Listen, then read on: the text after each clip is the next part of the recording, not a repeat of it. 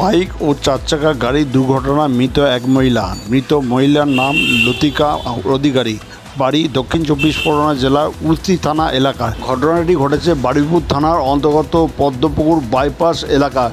স্থানীয় ও পুলিশ সূত্রে খবর, লতিকা দেবী তার স্বামী কৃষ্ণ অধিকারী এবং তার শিশুকে নিয়ে বারুইপুরে এসেছিল।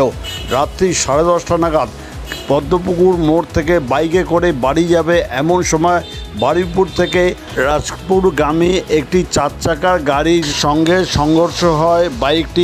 বাইকের পিছনে থাকা লতিকা দেবী তার শিশুকে নিয়ে পড়ে যায় রাস্তায় এবং সেই চার চাকার গাড়িটি সঙ্গে সঙ্গে লতিকা দেবীর মাথার ওপর দিয়ে চলে যায়। সেই সঙ্গে স্বামী কৃষ্ণ অধিকারীও রাস্তায় পড়ে যায়। শিশুটি অল্প বিস্তর আঘাত লাগে। লতিকা দেবীকে উদ্ধার করার জন্য স্থানীয় বাসিন্দারা ছুটে আসে।